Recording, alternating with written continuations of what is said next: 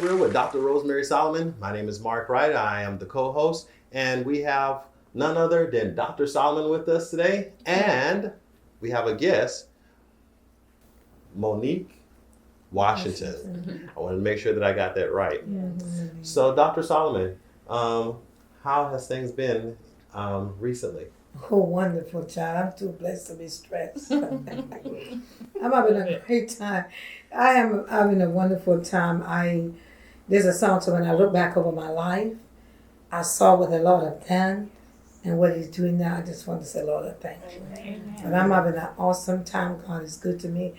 I'm getting ready to go to New York City to MC the TV1 Gala Banquet Award. Oh. Just got another invitation. Philadelphia, I'm going to be honored there because God has been good. Amen. So I can't complain and I won't complain. It's been a blessing, and leaving in 2 weeks for Jamaica for a conference, and it's just a lot. And I just give Him all the praises. And of course, as I shared with you, my grandkids was here and they went on home, but I miss them so much. But they'll be coming back next year. I told my children next year y'all could send me on a vacation with them, not staying at home. But I'm having a good time. And of course, to celebrate my mother's 80th birthday party, I am so excited about that. It was a great time. So I'm good. Amen. And we are here today with Miss Washington. Yes. And she's going to be talking about domestic violence, the abuse that she had been through, physical, mentally. Mm-hmm. And you know what, Mark? Domestic violence is something that everybody needs to talk about it. It's so rapid around the world, not just here in Florida, but everywhere you go. And I told God, I thank you, Lord, for my husband. Because I always say, Mark, when I was coming up as a child, I'm going to make Miss Washington tell a little bit about this. So I always say, God, can I keep it real? I want a man that I could beat. I'm not lying. That's what I said. I'm not lying, y'all. I'm keeping it real. I did. I said, I'm not lying. Because one day I was coming home from school as a little girl, and there was a man beating a woman in Jamaica when I was there. We call him Bunga Man. And he was beating her. Blood was coming from, and the kids was. I was the only one jumping that man back and trying to ride him like a jackass. And I pulled his dread. And I'm like, God, I want to get a husband who I could beat. I'm not lying. I say it all the time. But I thank God. but I thank God for my husband, because I'm telling you, I'm seeing so many women that have been abused, and man, God, can I say, they'll be dead. Yeah. No, I'm just because I don't believe love does not hurt. Nope, it does not hurt. And when you have a partner that beats you and treat you like nobody, it's time to hit the road. So we're going to let Miss Washington tell us a little bit about her story. Sure. Go ahead, Miss Washington. Tell the world. Okay. Because your story is going around the world. Absolutely. Just introduce yourself and tell us a little bit about yourself. At the age of 21, I was a dancer. I was a stripper for many years, for about 3 or 4 years in Panama City.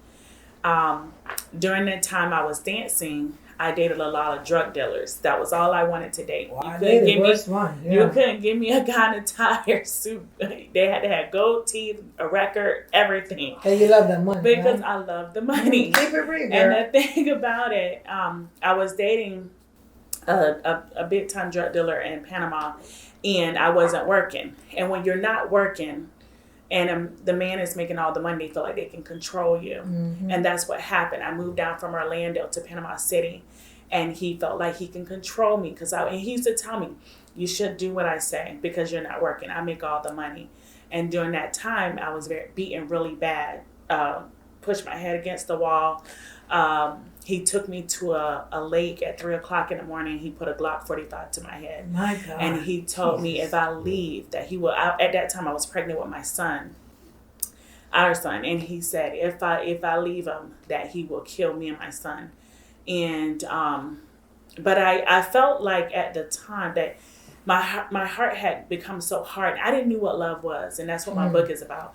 Finding love in all the wrong places. Mm-hmm. But I felt like if a guy didn't beat me, If a guy didn't call me names, if he didn't call me a bitch, I felt like he didn't love me because I had been so abused for years. And so when a guy was nice to me, I was like, what do you want from me? What do you want from me? This is not there. And I scared all the good guys away. But I just felt like if you didn't call me a name, even in bed, if you didn't choke me or doing all this stuff, let's keep it real. Keep it real. Okay, keep it real. If you didn't choke me, like that? Wow. Ooh, if you didn't choke me, if you didn't call me the B word in bed, I felt like you didn't love me or it wasn't good. But yeah, it just and then the pattern continued because I left. Well, later on he was sentenced to prison. So I moved back down to Orlando, which we run a family business here in Orlando, a motel.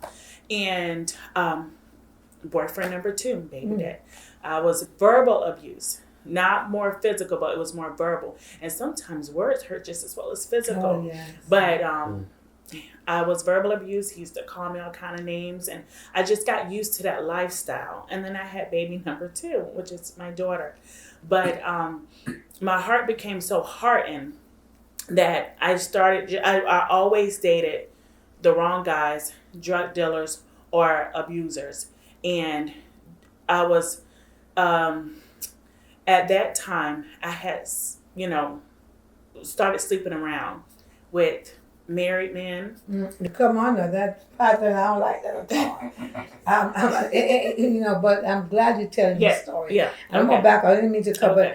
One of the things she said, if the man wasn't choking her, even today, I have a young girl told me one time, if her boyfriend didn't beat her, she didn't think he loved her. I said, you crazy. So you're right. There's a lot of women out there today felt the way you felt. And felt that if your man don't slap you around and kick you around and call you name, they don't love you. But that's the mentality. And I believe one of the reasons for that, because at that time your self-esteem was very low. Continue your story. I just want to piggyback my self-esteem was very low. I always hear I was a pretty girl or, in school, but I didn't feel it because if I was so pretty, why couldn't I find the right man? Or why didn't he find me? Why was I always in the wrong relationships? And Can I ask a quick question? Yes. Now, part of the was it kind of role playing at all? Did you ask for role playing to ever be done in the relationship and it just got out of hand? What is role play? Role playing in a relationship is when a intimate couple decide that they want to kind of play a particular role. Sometimes being a schoolgirl, or sometimes being a police officer, or being something different. Is that did it start that way, or did it just start immediately? You mean rough sex? Can we keep it real? I mean, we keep it real in the show. It's rough sex, right? It is. It's definitely rough. Where they tie you up? Yeah, stuff like that. Yeah. Okay, that's what is that how it got started, or is it? Yeah. Role play. It was just always okay. No. That was in the relationship, but that was a willingness. It was a willingness. It wasn't. I wasn't forced or anything. But no, it just started. Well, they had all the money and I wasn't working, and they felt like they can control me, So, and I came from a good family. I didn't have to dance. I didn't have to date drug dealers. It was just my mentality was I wanted love. And you were looking for love in all the wrong places. And I was looking for love in all the wrong places. And then places. the money was entice you. Right. Because, a lot of girls today, they want a fine car, the money, the house. See, when I was coming up, I'm glad we're talking about this, honey. As a young girl, those things didn't face me. I didn't love you because of your money. I love you for your heart. Right. And the passion that you, and I thank God for my little husband because this is what I was praying for. God, please don't send me a man that's going to beat me. Yeah. Let me beat him. Yeah. So, go ahead. Well, I was attracted to the money, attracted to the money, and their sorries wasn't flowers. It was always cars. First one in the jewelry. Wow. The jewelry, the shoes, and I got attracted. That's why I love pit bulls. I love dogs because we had a lot of pit bulls at our house to protect. It was just a very dangerous lifestyle. Dangerous lifestyle. I'm sorry, but it continued for years and years and years. I didn't start loving myself until I was in my mid-20s. Well, yeah, probably about 27, 28. That's when I started building my confidence and knowing who I am in God, and loving myself. And then I started dating a different kind of guys. But now, go ahead. Yeah. Where are you now in your relationship? Are you still dating those drug dealers? God delivered. No, God delivered me. Amen, somebody. God delivered me. Yeah. Because dating drug dealers, you always got to worry about them going to prison, the phone calls in the middle of the night, the women. So it just gets old after a while. After a while, you want a 9-to-5 man, somebody who wants a family, and so yeah. But go ahead. What did you do to get out of that? Yeah, I was going to ask. Yeah, how did you get out of that situation? Well, for my first relationship, I escaped. He went to prison, and then that's when I came to Orlando to run the family business, to help my mom run the family business. And my second one, my mom passed away. Wow. My mom passed away, so I had to grow up real fast to run the family business. So it was either my mom or him, and I let him go. And so that's how I got out of it. But I continue. It's like a pattern. Yeah, it was like a pattern. I stopped, but you go and then right I back. went right back. Wow. But then not only was I dating drug dealers, I was dating killers. Oh, wow. So I stopped for a couple of years after we got the business together and everything. But then I started dating killers and that lifestyle. Men, killer. They kill somebody. Killed several people, yeah. And I started, and I was dating. Were you afraid they would kill you too? I wasn't afraid. That's what they say. What are you afraid of? No, I wasn't afraid. It was I was attracted to their title, their name. Their name carried a lot of weight. Did you like living on the edge? Was it the fact that you literally lived on the edge? Was that something that kind of drove your passion for life at that time? Right. No. I enjoy at that moment. I just enjoy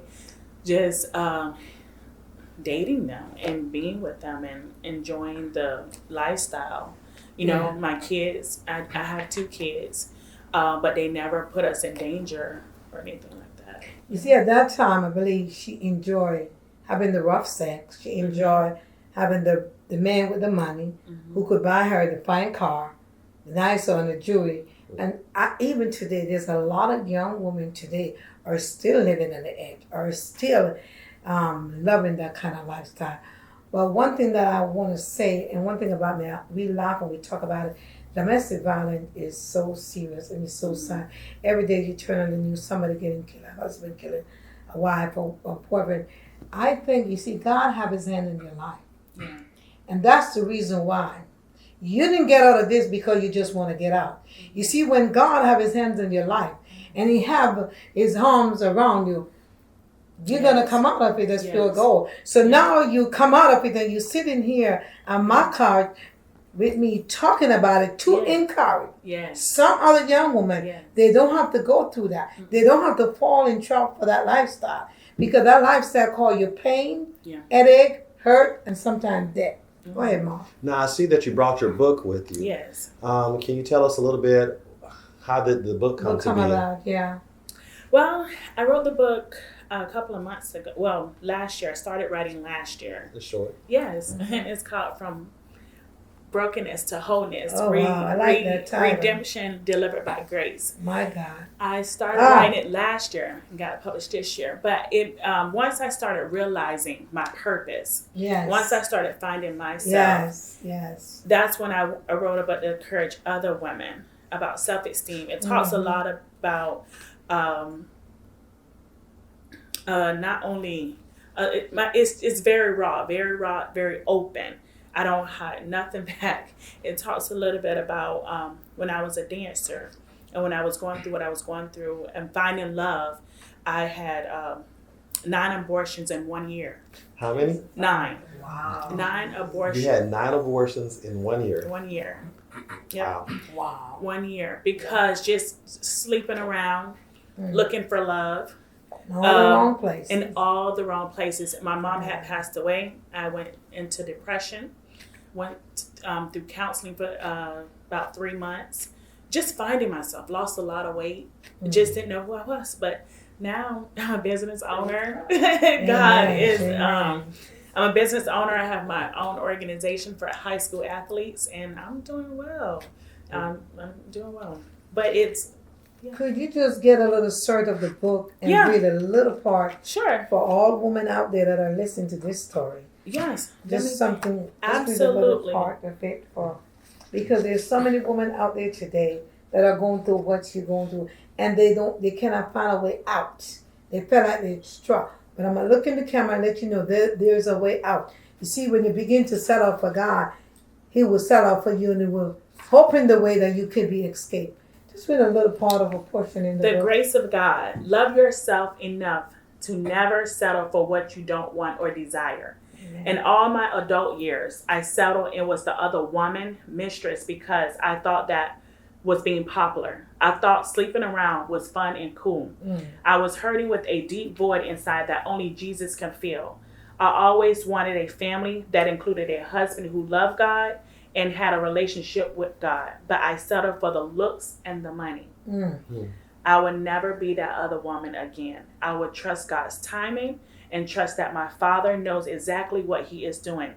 God is a perfect God. He is a loving and caring God. He created us in His image, knows exactly what we need and when we need it. Trust the process. Now, how did you find Christ? That's a good question. I was raised in the church. Yeah, okay. I was raised in the church. Your father was a pastor? No, I'm not. You just raised in the church. I was raised in the church. My mom was a very strong woman of God, and I know the word, but I just rebel. Yeah, rebel. Keeping it real. Just rebel. Now, I know that you went through this process. When did you say enough is enough? I was dating. Throw in the towel. Yes, I was dating. I was dating a professional, not an athlete, but he owned a football team. He was an owner, and again, the pattern of dating married men, and he hurt me. And this was not the first time I've been hurt by married men, but this one just really hurt me. I just had enough. That's when I just said, you know what? I can't do this anymore. I can't be the other woman. I can't settle. I need my own husband, my own man. And so now I'm at a point where I'm just waiting. So these other women, did they know about you when you were dating their husband? Nope. One of them did. And she was very shocked. She actually went through his phone and found your number. Uh-huh. Sometimes that's how they find out. But the thing about her, and that what changed me from messing with married men, she said something to me. She confronted me in grace. She said, I just hope you love yourself. Wow. She wasn't yelling. She wasn't screaming at me. Powerful. Yeah. And she said, I just hope that you find who you are and just know that God loves you. Wow. And that was just so sweet to me. She wasn't ratchet or cussing me out. Yeah. Wow. Yeah. Because let me tell you something, honey. I'm the type of woman, I'm not like, I want to back up, but woman that mess with married men, because see, I'm married. And and I do a lot of show on my radio show about women. It's just so wrong. Right. And it's so, and you know what, I realized a lot of women today, their self-esteem is so low, so they think that they have to be another woman. I'm too cute, honey, to be another woman. I would never. But sometimes the husbands don't tell you. There's another sometimes story. Sometimes the husbands don't tell us that they're married, or when they do, they say, "Oh, our marriage is on the rock," or they're going through a divorce, separation. Lying. Yeah. And the part in your book, I like what you say is grace, and I thought, I didn't even know that. I just something just said to tell. It was God's grace and His mercy that kept you. Oh yeah. Through all the pain and the hurt. And that you could now live to write a book. Yes. And I hope this book going to be a blessing to many women out there. And let them know they don't have to be the other woman. They don't. Let them know you're a queen, you're a princess, you're all that in a bag of chips. Yes. And every day I look myself in the mirror and tell myself I'm cute. Absolutely. And all that. And you don't need a man to define who you are. No. But at the time, understand, At the time. it was low. So where are you now with God? What are your relation? Are you just one of them that, thank you, Lord, for taking me out? Are you really serious with God? With your walk with now, God? yes. I'm walking with God. I'm celibate now. Amen. Amen. For how long? We're dealing with the We future keep it now. real. We keep it real. But I'm waiting and I'm trusting the process. Just know that. No, what I was saying, how long you been celibate? Oh, that's not important. It is. we keep it No, real. I am. But I am though. That's a good thing. and, you know, And see, for it's me, good. that's a plus because I love sex. Yeah. So for me, this is a thing for me, a good thing for me. Yeah. And that's good that you're in a place now that you find peace. Yeah. You find comfort and you find joy because in God is love, in God is peace, in God is happiness. And the greatest thing, and we're laughing and having fun. Yes. But the show, we keep it real, and thank God that you was able to come Oh yeah. talk about your story. But it's such amazing, that you could come and just share your story. And as I mentioned before, it is His grace, and you mentioned in the book, His grace that kept you. It's His Because, grace, yeah. when you're going with a man, especially a killer on you, oh God. Oh yeah. Well, you're afraid at night when you go to bed. No. Wow. Mm-mm. He wasn't afraid at all. Your story kind of reminds me a little bit because of the fact that you say you knew Christ from a young age. Yes. And so you grew up in a home that was Yeah, spirit-filled. spirit-filled Yes. and reverence to the Lord. You remind me of the prodigal child, where that prodigal child went off and did what they needed to do, but when they came back home, the father not only greeted them and welcomed them home, but he ran and embraced that child. Yes. And I'm thinking of the embrace that God has given you Yes. and the mercies that He's given to you on your life. So, And we all have our moments Yeah. of going through different things. Yes. And I can see that sometimes as Christians, sometimes we want to go through things because we hear it from other people, but we want to experience it for ourselves. yes. Yes. And I think that's a thing that you got to do. You got to experience it for yourself. Right. And now when you talk about the love of God and you talk about the grace of God, Yes. it's not what someone told you, it's what you know. Because you've been through. I've been. I heard a preacher say, you can tell it like I can tell it. Yeah. You've been through, you overcome. Yes. And now that you could stand and you could say, to God be the glory. Yes. Great things He have done Absolutely. for you. But we did, my stage man is giving me 2 minutes. I want you to look and tell TV Live, where could they get your website if they need you to come speak to other young, whatever. Tell them where they could get your book. You can get this book on Amazon, yes. Or you can order it or reach me at singlemomscan2.com. That's my email. Cell phone number 321-460-4340. And and I'll be more than happy to come speak and I want to ask you a question before we close this out. As a single mom, my daughter too is a single mother. Yeah. My daughter never been to what you've been to, but now she's coming out with a line. She wrote a book behind the smile. She have a website and a teacher. I could do all things through God has strengthened me. Yeah. And as a single mother now, what would you say to other, and she's an entrepreneur. She didn't been through all this, what you've been through, but she's been through a mental and physical abuse relationship. I could talk about it because she's talking about it now. And at the age of 37, God has truly blessed her. Yes. She have her own business. Good. She don't even drive to work. She have her own chauffeur.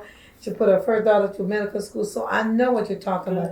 And it's so funny. I have a daughter now and a sister who've been through what my daughter. So I want you to look in the camera and tell a single mother, just say a word of encouragement to any single mother out there that are going through what you've been through and dating the wrong kind of man. And we're going to wrap it up. Sure. love yourself. That's the first thing I can say. Love yourself. Build your self-esteem. Know how much God loves you. The only way that you can love yourself is to know how much God loves you. And that's by reading his word and being around good, positive people, good friends. Because everybody is not your friend. Oh, come on you're now. going to go through seasons where you feel like you're alone. But have the right people in your circle and just love yourself. It's not worth it. If you're in a bad relationship or you feel like you can't get out, you can get out. You can get out. And where there's hope, there's a way. Amen. Amen. We want to thank you so much for having you on our show today. I promise you we'll be back because these are such important topics to share with the world. Domestic violence is happening every day. And the key thing you said, love yourself, love God. Yes. And settle for God, He will settle for you, and everything will be okay. Thank you so much for tuning in. We'll be right back.